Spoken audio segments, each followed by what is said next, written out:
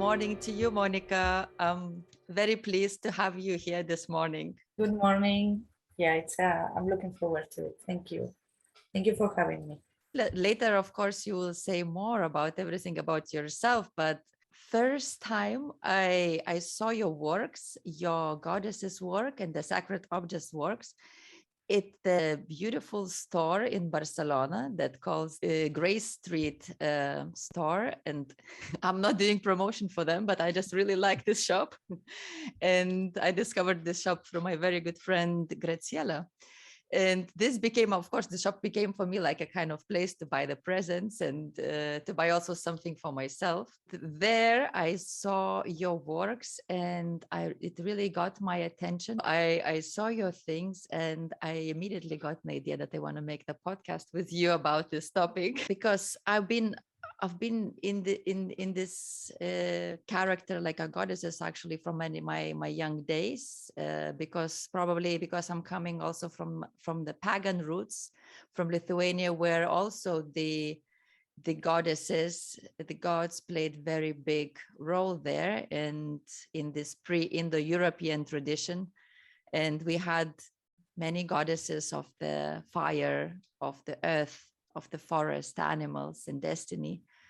And of course, we can agree that in the ancient world, long before monotheistic and patriarchal forms of religion worship were established, goddesses played an important role in their respective pantheons. And they represented everything from nature and fertility to power, revenge, beauty, and everything. So I think this is super beautiful topic we are going to speak today, because we're not going to speak only about your work, but we're going to speak also a lot about the meanings and the spirituality of that. So I will let you speak right away. And I wanted to ask you, what aspects of your background and interests played a particular role in the development of your goddesses art? I would say my connection with nature it's a very important one, and also my opening to spirituality. Like I come from being an illustrator and being atheist to opening to spirituality, and then being very in contact with my intuition and with Mother Earth and all the spirits. And then I also, all over my life, I've been connected to ancient cultures. So they really, what you say that you saw in my work that called your attention, like I saw this in ancient cultures from all over the world. Mm.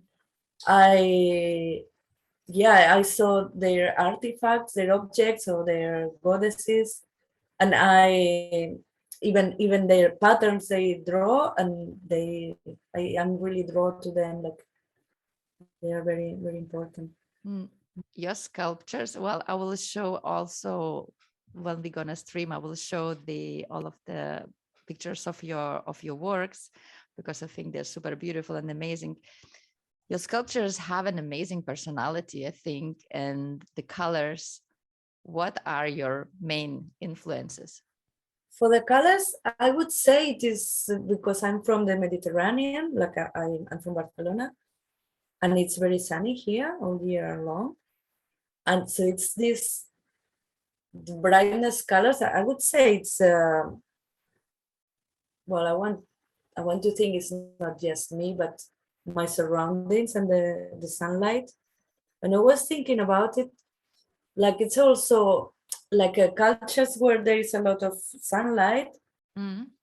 they have brighter colors. Like, yeah, but it's also, yeah, since I was a kid, I'm very drawn to bright colors. And the personality from my goddesses, that's something I think we may talk about it later, but it's not something I control. They come through like this. Mm-hmm. Interesting when you say that, uh, of course, it depends. The colors and the mood depends also from the place you live, because if you live in a sunny place, you have also colorful things. I think that can apply to all kinds of the art as well, because I think for the music is the same in more, well, because I come more from the music, if it can be do with the art. In the music, it's always like this. When maybe I was living in Berlin in a dark place, I was creating more dark music, you know. Ah, And now in the sun, I want to play actually the happy and the dance music. So it's true. It's really true. yeah, I went to Germany in my 20s. I had a boyfriend from Germany, Mm-hmm. and I spent some Christmas holidays with him and his family. And then it was cloudy all day, like really gray. And then it was this depressive feeling, like I didn't know what time of the day it was because the light was the same. Exactly. And yeah, I think I was there for, I don't know, maybe 10 days. And then one day it was sunny, but the rest was really gray and cold. It Mm, was very nice to be inside the house. The house was very warm, but outside it was freezing. We were 13 degrees below. And then I realized at that point why a lot of people from Central Europe, they come when they retired, they come to live in the south of Spain. You know, it's like, sure, it's like, and also I was living in London for a while, and it's mm-hmm. like I need to live somewhere where there is sun. That's something Exactly. I guess we all need it, but because I grown up in Spain, I need that sun, Of that course. sunlight. Of Yeah. course. And I think this is why I was always telling that I think even if I come from the North country, in my heart I've always been coming from the South, because every time here living here, I think like I belong here, you know. I think it's my home. You know? Yeah. So let's get back to your work. What materials are you using for your works? I'm using mainly like ceramics at the moment. Mm-hmm. So I use high temperature ceramics, like there are two inside ceramics. Well, ceramics is a world in itself, and you will need like several lifetimes to learn everything. Yeah. So I'm using high temperature clay, stoneware clay, Mm-hmm. which is very strong and it's very good for building sculptures. Mm-hmm. And I like using oxides, so it gives like more a natural aspect.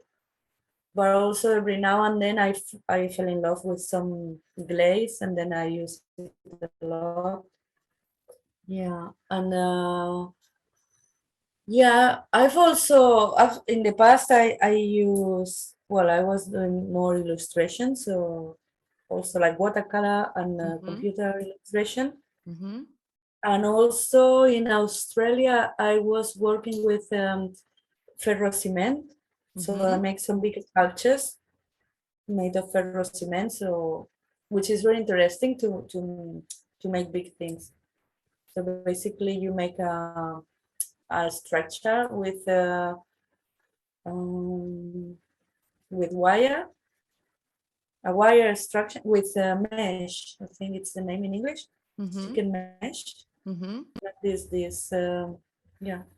And then after you work with it with cement, and but and then I worked with it a little bit when I came back to Spain.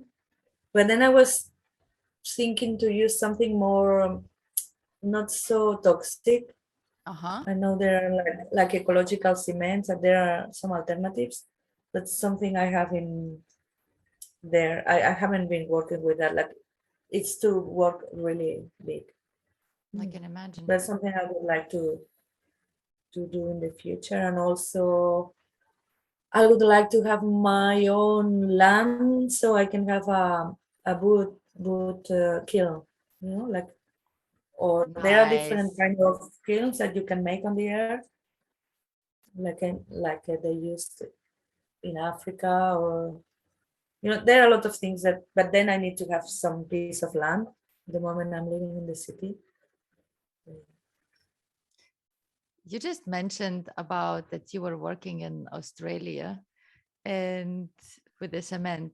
And in our previous talk with you, we had you explain me this super beautiful your project you had in Australia. Can you tell me more a bit about that? Because I think it's super Yeah. beautiful. It was an exchange. So I was called to go I was already in Australia, and I was kind of not really traveling. This was after having been living in New Zealand for 4 years. And then my visa ran out, and then I went to Australia just to think about what to do in the meanwhile. And then I was a little bit lost, like didn't know what to do. And then this guy contacted me from the north of Australia that he had this bed and breakfast, and he had some land in the rainforest, and he was creating sculptures, and he was inviting artists to go there and stay there and sculptures for his sculpture trail. Mm-hmm. So I learned to use ferro cement with him, and it was very interesting. I mean, it was at the same time it was very challenging because of the weather. Mm-hmm. Because that year the rainy season came earlier, so it was really wet. It was raining all the time. But then at the same time, I could spend all day making sculptures. So I made some sculptures that are still there, and some of them are inside the property, like near the houses. But another one, very big, is in a tree in the rainforest, Beautiful. and I made it with with a fountain, so it gets the water from the river, goes through the fountain and goes back to the river. And Wow. that one, he sent me a picture once that the some really big birds that are there, the cassowary. I don't know if Mm-hmm. you know, they are Mm-hmm. so they go to drink there to the fountain of the goddess. Wow. Yeah, so Wow. for me that's very special. That's something I would like to.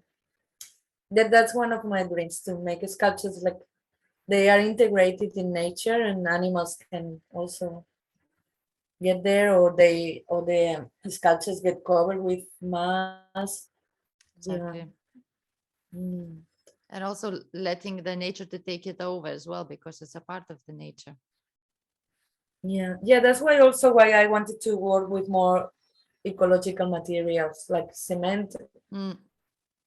I mean, yeah, there are options now. There were not before, but now there are options. So I would like to explore that. I didn't even know that cement is actually that toxic. Yeah, I mean, not very natural. Oh yeah. Yeah, it's so toxic to work with it as well.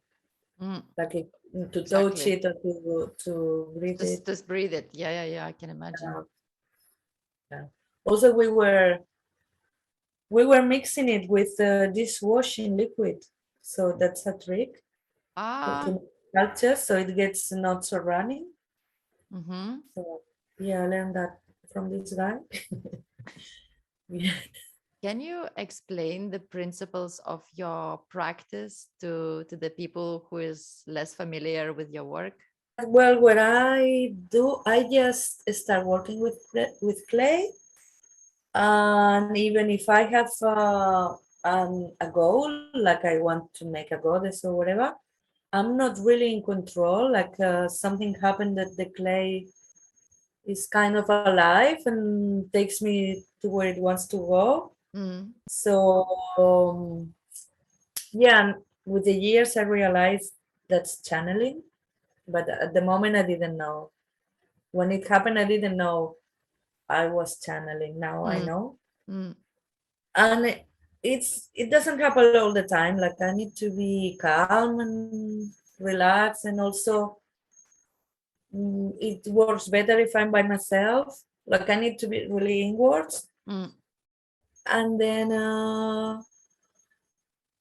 yes, like some after a while there is a moment where some presence comes in, and yeah, and sometimes I'm like, hi, hello, like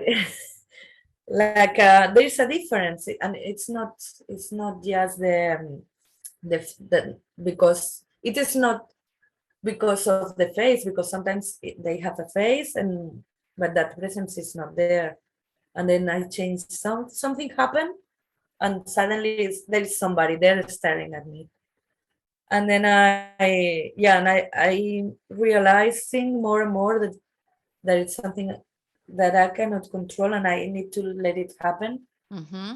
Like sometime there's this time when I wanted to make the face of a woman, and it kept on changing to the face of a man, and then when I realized I was again changing it to be a woman, and then I relaxed, it became a man, and then I finally I was like, okay, I give up, and then I let that man come through, and then it Mm-hmm. was this. It looked like a friend of mine, and he's I will maybe tell you the story later, like because it's a very inspiring story. He's a well-known sculptor that Mm-hmm. lives in London, John Davies. He's not living in London anymore, but he lives in UK. And then I sent it to him because for me it was him.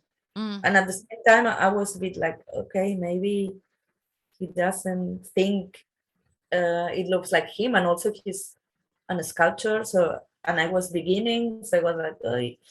And then yeah, when he received it, he told me that it reminded him of his mom that had Wow. passed away. So he was very touched by the Wow. sculpture. So Who like, also passed okay, away. It's crazy. yeah. So it was like it was something special for him. Like sometimes I'm aware I make things. I mean, sometimes some sculptures are very special and they are just for somebody. Mm. And some people have told me like, wow, it reminds me of sometimes they remind them of somebody who passed away, Mm. or they are really attracted to one particular sculpture. Yeah. And what kind of different objects are you creating for your collection? We spoke already about goddesses. What kind of another objects do you have? Do you make? Yeah, I also make like there's this part with I make goddesses and pendants with goddesses or pocket goddess, like little ones. Wow, I cute. I tend, I tend to make little things, and Mm-hmm. then people are like, "Can you make it bigger?" It's like, okay. Yeah, it's like okay, I like it small. And then I also make objects for ritual, like copal burners, Mm-hmm. or incense burners or smudge balls. Candle. I'm making for a while now. I'm making candle holders Mm-hmm. with a little goddess sitting, and this was from yeah, I didn't tell you, like for many years now, since I opened to spirituality, I've been also learning about healing Mm-hmm. and other techniques, and I'm psychic. And then I have this friend that she does amazing healing workshops, Mm-hmm. and in one of her workshops, I attend to her workshops, and then in one of her workshops, my guides told me to make an object to remember something special from the workshop. Mm-hmm. And in that workshop, we had been to in a meditation. We were in the center of the earth, and it was this amazing energy. really like feeling really Mother Earth from inside and really, really nurturing. And then I to came up with this. Well, I made this candle holder with a little goddess sitting. Mm-hmm. So, which for me represents what I was feeling at that time. And then yeah, and then after I've been making more. I also like to make little temples, little shrines. Oh, I like them so much. Yeah, it's easier to work bigger. Exactly, because more smaller, more you have to be also precise Yeah, and more. yeah, but then at the same time, it's heavy and Mm. yeah, it's same with like I don't like working with electrical tools. Mm-hmm. Because when Okay, I everything by choose, hand, no? yeah, yeah, like there are when I decided I wanted to make a sculpture, when it was more that I fall in love Mm-hmm. with a sculpture and I felt I wanted to make sculptures and I didn't know really what kind of technique. But then I realized I didn't want to like a stone was appealing to me, but then it's like no, that's mechanical and electrical. Mm-hmm. Also with wood as well, it's with knives and it's a bit dangerous. And then Mm. clay, it's very organical, very soft, and you don't need to force it. It's more, yeah, it's something more gentle. Indeed.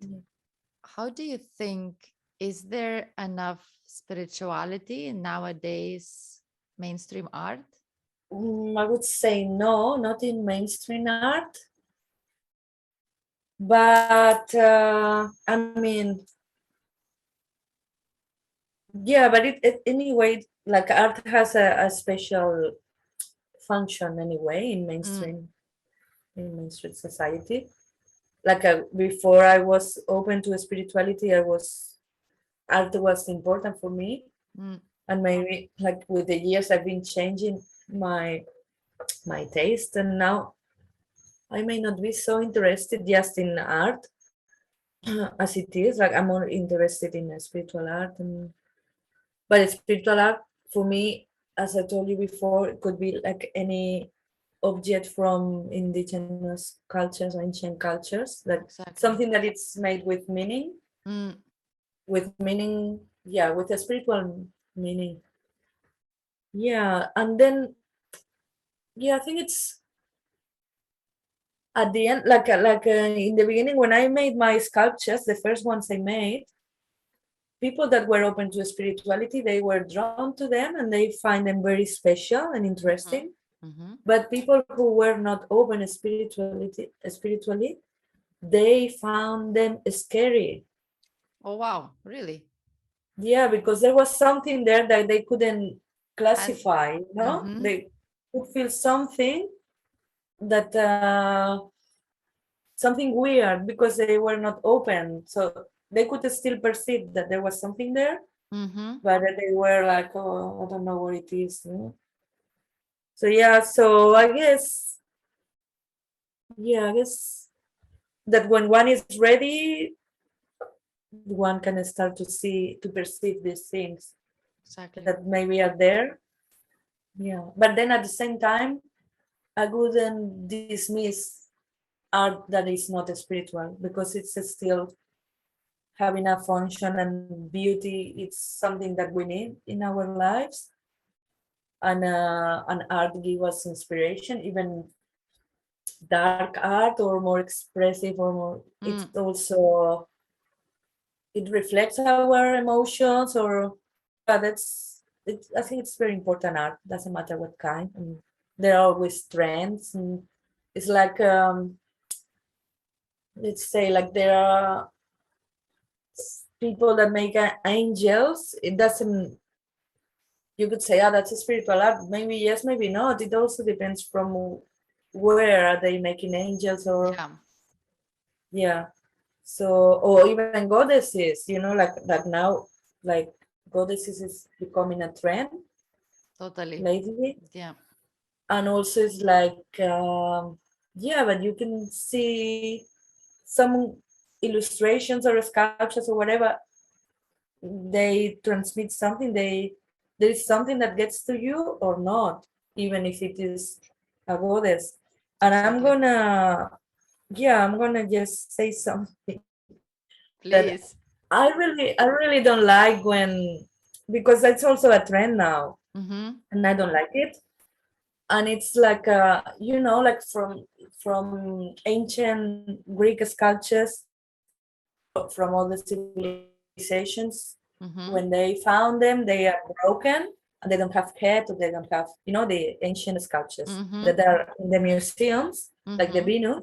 Mm-hmm. They don't have, they are just a piece of the body, Exactly. but that's because they found it like this, not Mm. because the artist made it like this. Yeah. And I mean, the ones that are in the museums are okay because that's the way they found them. But I don't, like, I see like a lot of people make these Venuses Mm-hmm. without arms, without head, without Of legs, course. and then it is now a bit of a trend now. Like, I see there are candles, there are, and then it's like,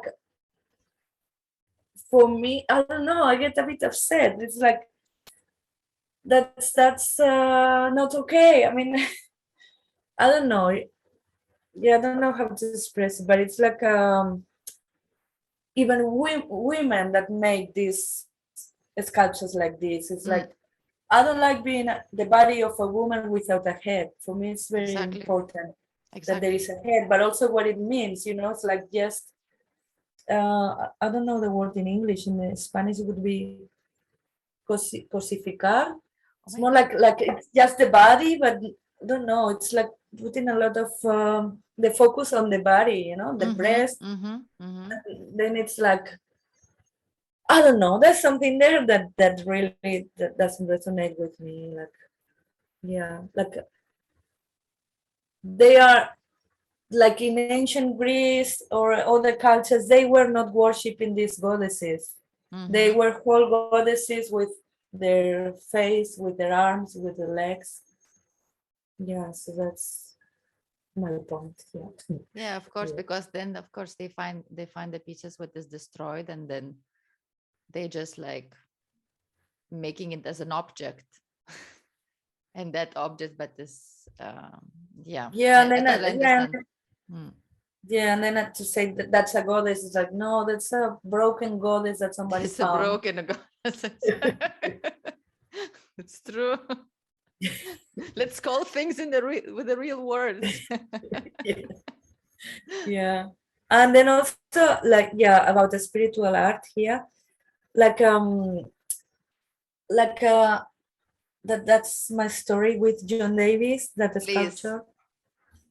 Yeah, that it was this moment in my life where I was just opening to spirituality. Well, there were a lot of things happening at the same time. Mm-hmm. But then I saw this book from John Davies. It was he's an sculptor, and he's now in his 70s. And then, just by looking at this book, I realized I was wrong in my life. What I was doing was wrong. Mm-hmm. Like, I was an illustrator, and I felt I needed a change. And I was going to move to a studio with graphic designers, Mm-hmm. and I was going to pay a lot of rent for the studio, more than for my house. And then, but it was all like, I felt I needed to change. And I thought I made this change from my mind, like, okay, I moved to with graphic designers, and then that's a change. Mm-hmm. And then I looking at John Davies' work and at his sculptures, who he's also channeling, but he's not aware at all. Mm-hmm. But he's channeling, so there's something in his sculptures, and this made me realize there was some truth in his work that made me realize that what I was doing was not the right path. I was not taking the right path. Mm-hmm. So it moved me deeply. I began to make sculptures just by seeing his work. And then And then also from there, I was like, okay, I don't need to move with graphic designers. I cannot, if I'm making sculptures, everything gets very dirty. Mm-hmm. Work with graphic designers, okay, where I want to work, or where. It doesn't need to Mm-hmm. be, because then it was in the countryside, and then it was like, okay, Catalonia, okay, why?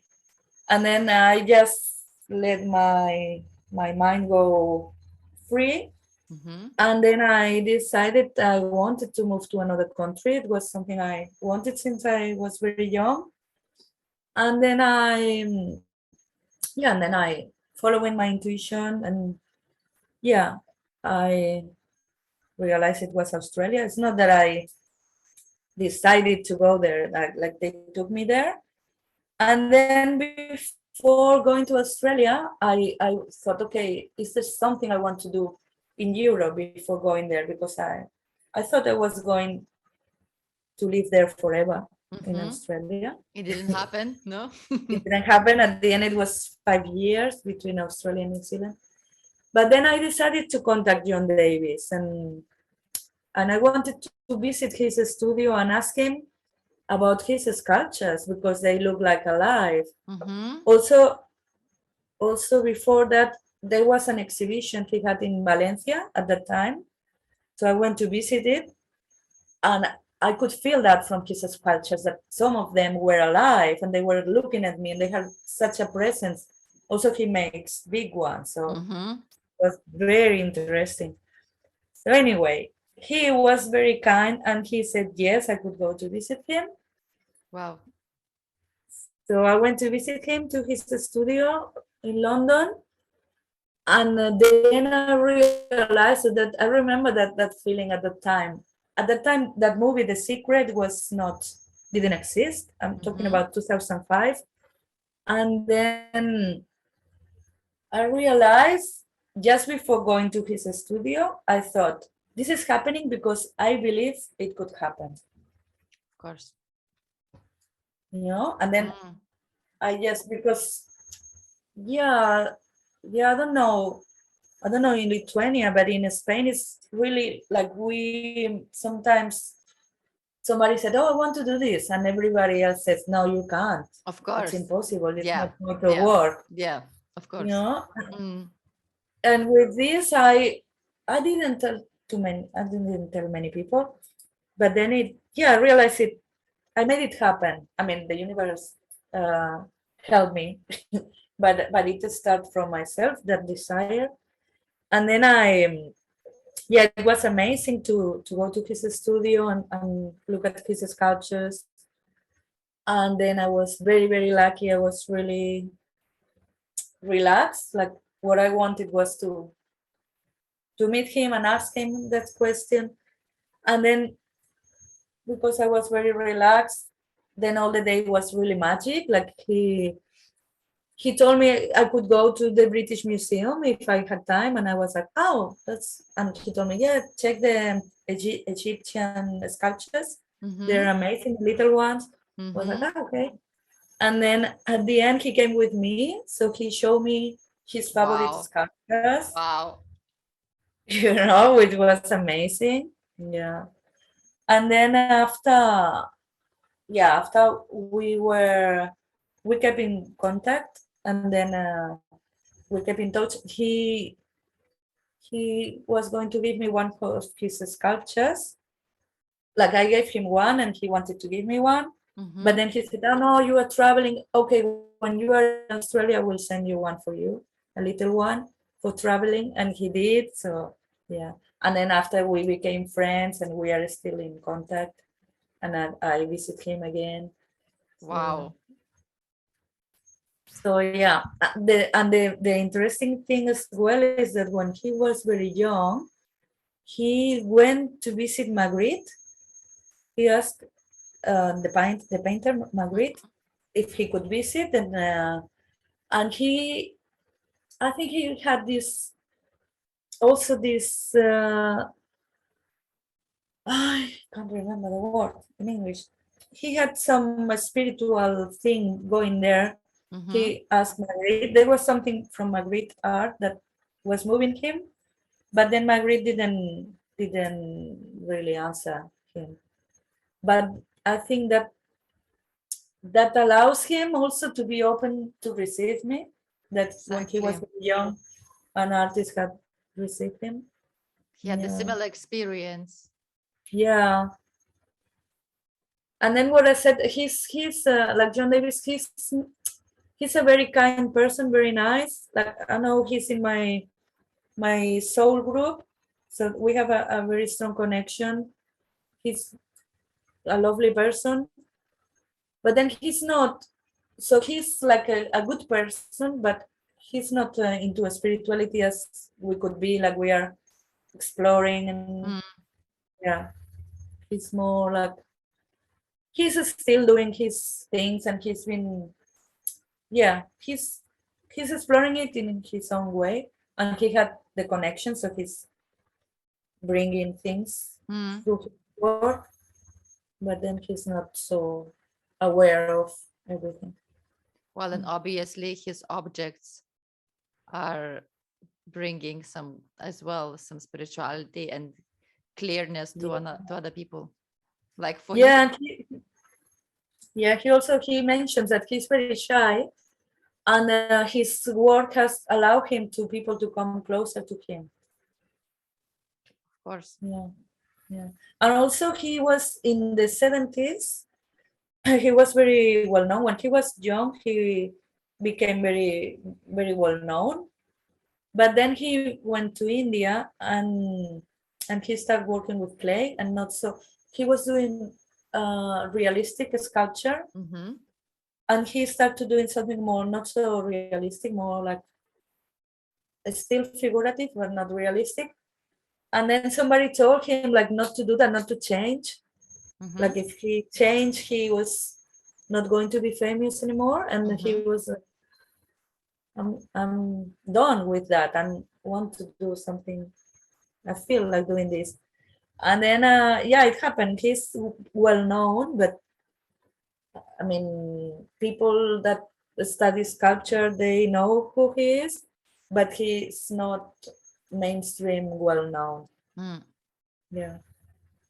Beautiful story. Thank you. And it's Sorry, also I made it a bit long, maybe. no, it's very good because it's also shows that exactly that the art itself, well, because we were speaking about the spirituality and so on, the art itself, the most important that in any kind of way, if it's touching the person or if it's give any kind of message, clearance or whatever, it's as you say, also as you say that some people who maybe was watching your art that was not related spiritually, they were getting afraid maybe of them because they were looking scary for them, but it's also another way how it's affecting the people. So the most important is like that Yeah. any kind of way that would affect it or would make people think. Yeah. Yeah. And in fact, like John Davis works made me start making a sculpture. Yeah. Exactly, influences. Yeah. They really move me. Yeah. Even he was not aware of that strength that comes from Mm, was just expressing himself, and mm. that's yeah, but then they came through. Mm. We were also speaking before about the healing, about your practices also of healing. Do you think that art and other forms of expression serve as modes of healing? And in what sense and why is art necessary for the healing process? Yeah, I would say yeah, it is healing. It is to make art is healing, but also to have art around, like when I was traveling in Australia and New Zealand before I settled, Mm-hmm. I was renting rooms. I didn't have only have my clothes and my computer and my tools for sculpture. But then I would get postcards and put them like art postcards and put them in my wall. and that's something I keep on doing. Wherever I go, I have my. Some of them are the same, some of them change, but it's yeah, it like art can make a place a home. Mm. Yeah, so yeah, I don't know. It's like I've had people telling me from when I was very young that they related to my art, and I was not doing a spiritual art at all, Mm-hmm. but they were already, well, I guess it was coming through anyway. Something was coming through. Mm. Since I was very little, people have liked my art. That's something. Whatever I do, that's something it's natural. Like I'm not. I'm used to it. It's not like I say, "Wow, everybody likes my art," or "Wow, they don't." Mm. It's something natural. Whatever I do, they like. Not everybody, of course, but there's some people that get attracted to it, and so I'm used to people saying to me that there's something, I don't know, there's something that touches them. So that's, yeah, I guess it makes your life better to have art. I couldn't be without art around, like, yeah.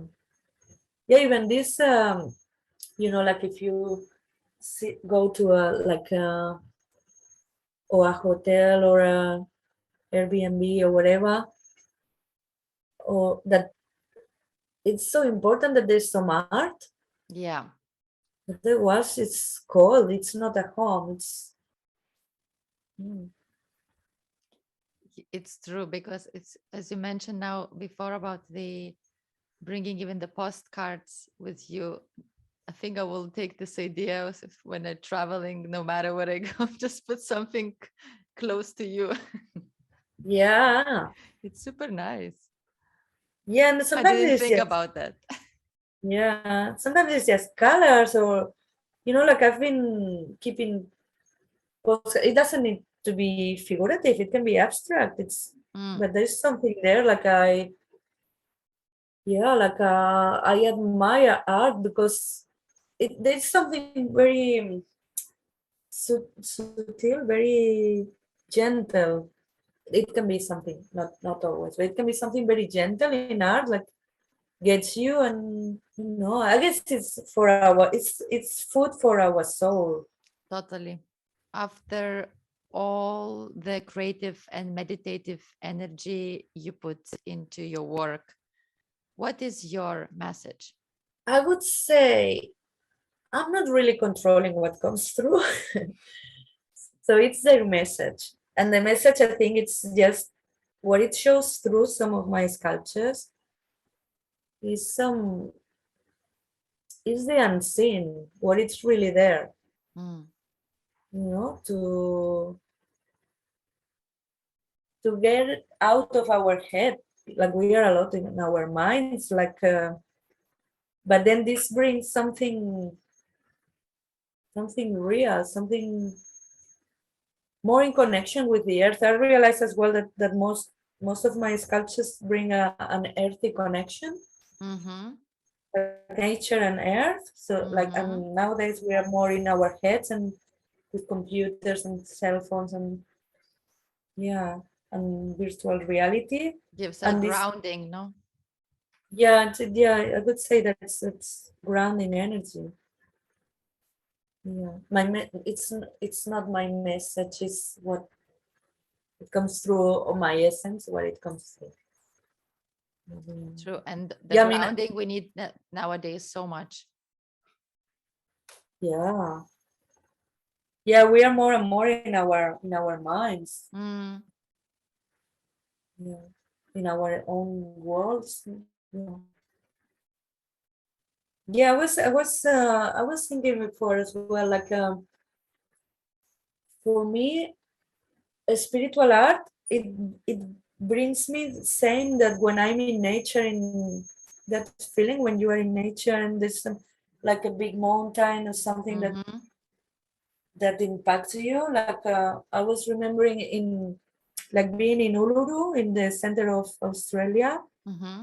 That's amazing, the big rock. that's amazing being there. It's stunning, and it's not just because it's big. That's something. It, there's some aliveness in nature, even in rocks and in mountains, that makes us feel humble. Of course. Yeah. And I think that some spiritual art can bring that to us. That reminder, that's to put everything in its place. True. And of course, always the nature being the biggest influence for all of the artists, no? This is where the whole spirituality and come Yeah, from the Mother Earth. yeah, I know you are also organizing the workshops in Barcelona because you were telling me in our previous talk. Tell yeah. me, because I know it's very beautiful process. Tell me about the process and what sort of feedback you are getting from the people that take your workshops. Okay. Yeah, I do. I run goddess workshops and ritual sacred objects workshops. And then what I do, I started with the goddess ones. I ask my guides for a meditation to Mm-hmm. do in the workshop, and they took me to a place where there are goddesses. So what I do, I start with a guided meditation, and I take people there. I guide Mm-hmm. them in the astral. So we go there to a place where there are goddesses, and it's a really nice place. And then, or also if they want to make a sacred object, we go somewhere else that they can find their object. And then after I help them also to build them, yeah, more like with the technique. So they are manifesting what they have seen in the astral. They after they make it with clay, and then we paint it, and then they go to the kiln. Now I'm gonna be making some workshops in retreats, in women's retreats. So Mm-hmm. then we will use another clay that doesn't need firing, Mm-hmm. because otherwise it makes it complicated. But when I do it in my workshop, it's ceramics, and so I guide them also, because the pieces to before going to the kiln, they need to be empty so they don't explode in the kiln. So Mm-hmm. yeah, but then yeah, it's a very, for me it's very inspiring to see their works, and to hear what they have seen in the meditation. Mm-hmm. Like this last Saturday we had like I also do like private groups. So like every now and then I have an open workshop and everybody can come, Mm-hmm. or if they are a group they can come together, Mm-hmm. like let's say with your friends, or if you are in a women's circle, Mm-hmm. whatever. And then last Saturday it was this group. They were four women that they are friends, and they met through spirituality, and they came with some of them came with their daughters, with Oh, are now beautiful. teenagers. So it was really nice. And also in the meditation, the goddess gave them a gift. This was new. This didn't happen before. So it was very, very, very nice, very interesting. And also, and then after they make these amazing goddesses, even some of them have never worked with clay, and then Mm-hmm. they made these nice goddesses. And I was thinking, in the first workshops that I made, when I was not doing the meditation, it was more from the mind. So they were more like maybe copying my goddesses, or Mm-hmm. yeah, and it was more difficult for them to make the goddesses. And now that we start with the meditation, it really flows, and they are yeah, that they are very, they are very happy. It's not only that you just come and make a goddess, it's because of the process and how special is that goddess or sacred object for them.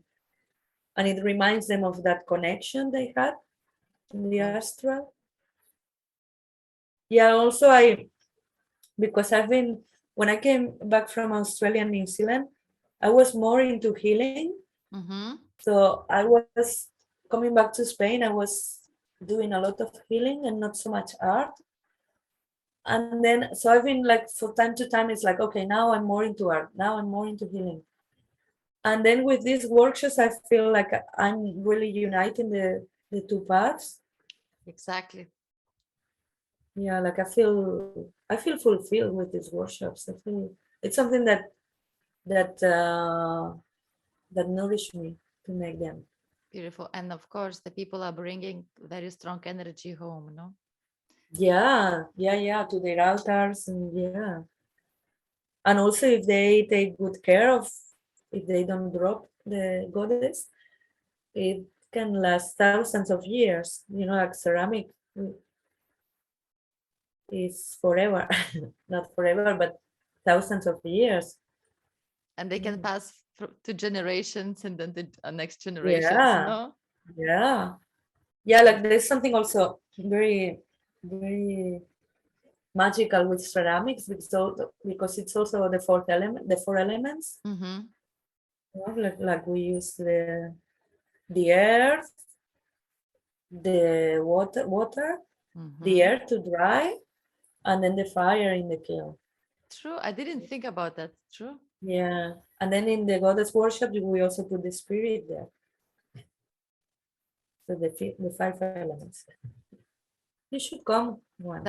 I definitely want to come because when we spoke already the previous time, as both, I got totally convinced. Yeah, yeah. And lately I saw your another workshop with another artist, and I thought would be amazing also to do it. Definitely, Yeah, I want to make my own goddess as well. yeah, yeah. I'm collaborating with a therapist from Badalona, Mm-hmm. and we are offering this workshop with conscious movement Mm-hmm. and goddesses. So so the theme is the goddess, and then in the first part we do some conscious movement, Mm-hmm. and then on the second part we make the meditation and the goddess. Oh, it's nice because it's also you relax the body, you also get in a special state of mind. Yeah, yeah. So we have one plan for the 14th of May in Badalona. Mm-hmm. Yeah, we will see how it goes. Like I'm aware at the moment there are a lot of offers, so there are a lot of workshops and things going on in It's Barcelona true. especially. Mm-hmm. And then it's like I know like some people want to come to my workshops and they are always like, oh no, that day I have this, I have that, I have that workshop. So it's yeah. But when the time is right, Exactly. Exactly. If it's meant to happen for the people, they will find also the time. yeah. Yeah, I'm finding it's more easy. Like they come as this group I had on Saturday. Mm-hmm. It's easier, maybe it's easier for me that they get together and they say we come that day. So I don't need to make it happen. It's more like they arrange it and then we see when. Yeah. How many people minimum you should have the group? Four people. It's Okay. from 47. Mm. Yeah, to do it like in the studio in my studio it's like 7 people, it's okay. More it would be too much. Mm. But also for me to be able to help them and see what they are doing, what they need. I'm not sure, more than 7 people, maybe 8, but more than that I may need somebody to help me, especially if it goes to the kiln, Mm-hmm. so we don't have an accident afterwards. Okay, of course. And how Mm. long are the workshops? They are 3 hours, three and a quarter. Mm-hmm. How would you like to develop your ceramic art in the future? Or what would be your dream project coming next? Uh, my dream project would be to have sculptures in nature, like these ones I told you in Australia. Mm-hmm. I would like to have my own, like these ones in Australia in the rainforest.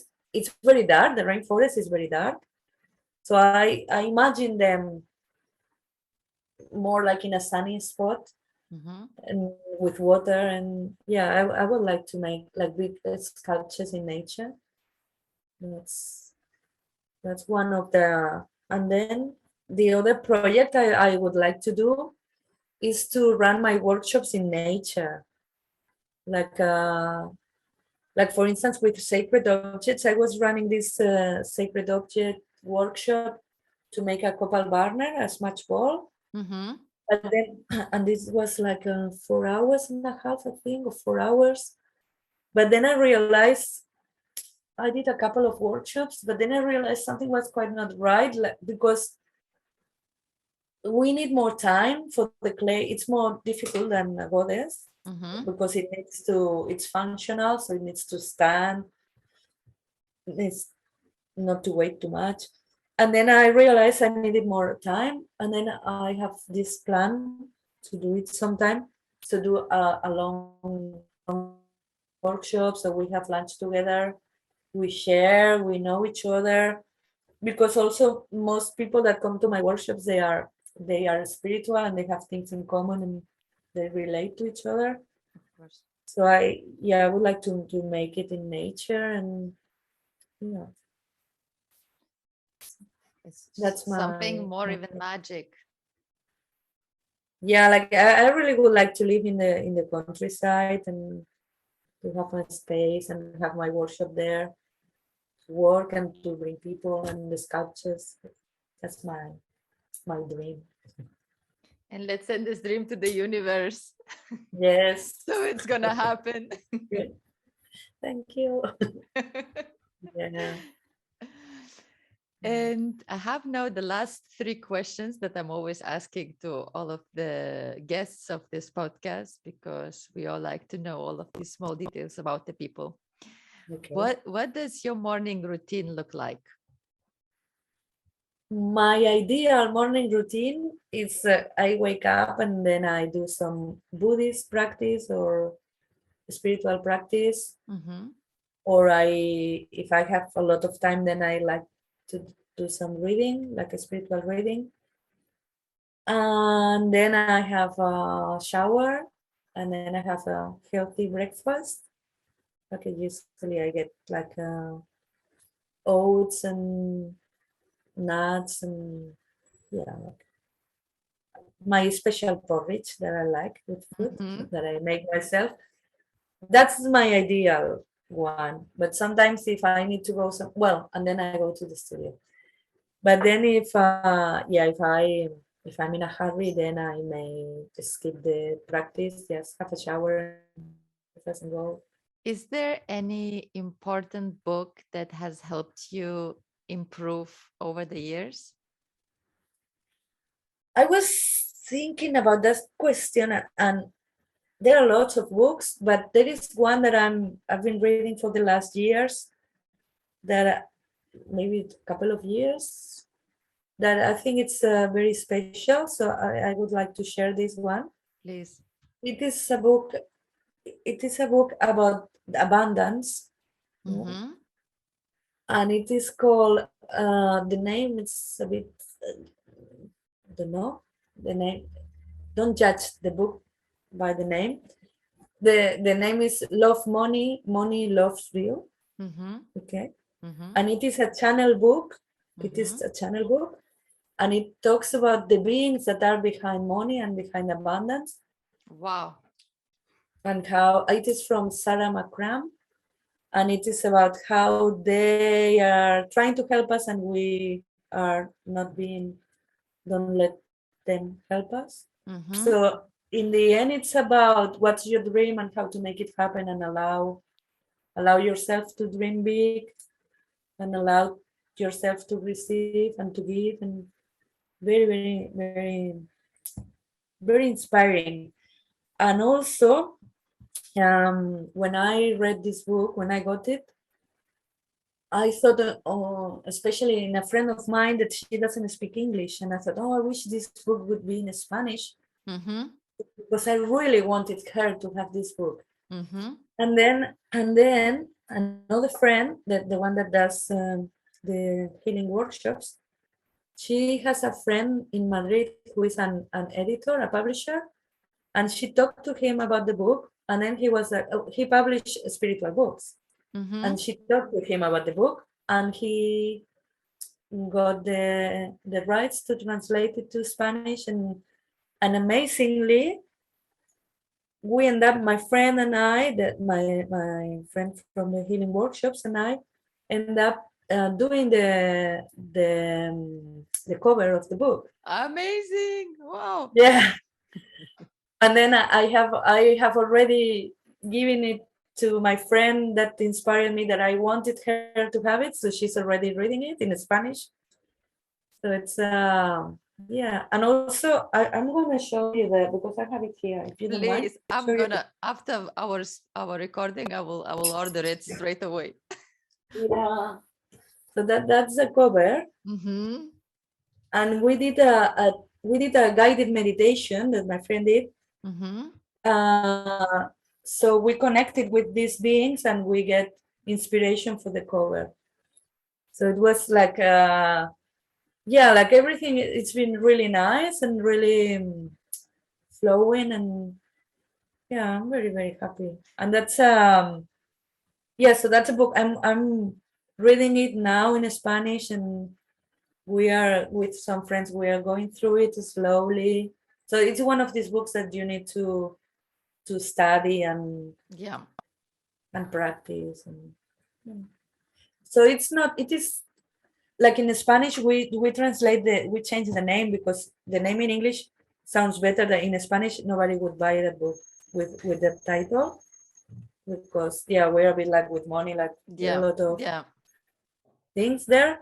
So we change it to The Abundance Share His Secrets,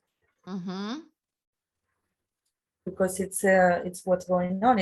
I mean, at the end it talks about money because it's what we are using most, but it's not necessarily, it's the abundance and the exchange. Yeah. I'm gonna order it right away. Cool.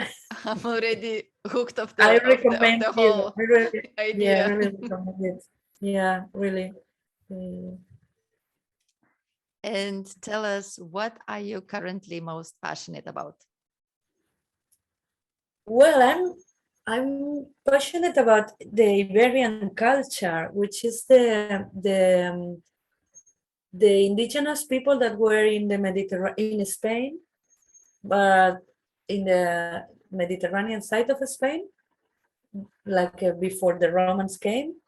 And it is a very unknown culture. Like there is still a lot of things they don't know. Like the language they use, they know the sound of the letters, but they don't know how to read the. Yeah, so there's a lot of things that they don't know yet. And it's just that, like, I live in Barcelona, and from my window I see one of there is a hill, and it was one of the settlements, like a little village from that time. So they are, like they are all over in the coast, in Catalonia. In the coast, they are all the hills near the coast. Almost in every hill there was one settlement. Oh, really? I didn't. Yeah. So it's really, I mean, it's something from here. It's the indigenous culture from here that we don't know much. It's been like a bit neglected and forgotten. So I'm connecting with it, like also spiritually, in a spiritual way. So it's really, like, I realize it's also very connected to the ancient cultures from the Mediterranean. So from the same time, and like I'm aware, like sometimes I see like old ceramics from that time, and there are patterns that they use that I already use them before seeing them. It's like, wow. So the connection is there. Or like in the south of Spain, in some places they found like thousands of little goddess statues, like figurine. Like I'm going next month. I'm going to Madrid, and with a friend, just a couple of days or 3 days, holiday. And I'm going to visit the archaeological museum in Mm-hmm. Madrid. That they have a lot of the collection there. Yeah. So, but now I'm like, okay, now we can travel again. I want to visit all the museums and all the sacred places that are in Spain. That there are a lot of them. So I'm also, like I told you, I make copal burners. Mm-hmm. They were, apparently it's like they are from South America that they use Mm-hmm. them, but we use them here as well. It's with another name, but in all the cultures they were burning herbs and Exactly. incense. Mm-hmm. Yeah. So yeah. So yeah, I'm connecting with all this. That's my passion right now.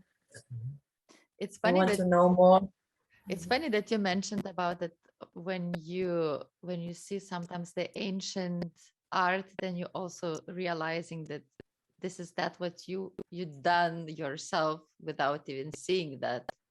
Because I have these examples also from the French artists from the music that they very often they Mhm. also say like, oh, when they listen some pieces of the music of some maybe bigger artists or like from the later years, and they were say they're very often also mentioning saying, oh, I've done this or I've done something very similar without even knowing that this exists. Yeah, So it's like interesting that it means connection is yeah, always there. yeah, It's always there. yeah. Did you know? Like it reminded me, like in Australia, I was very lucky to meet a woman that was running some workshops to connect with the spirits of the land.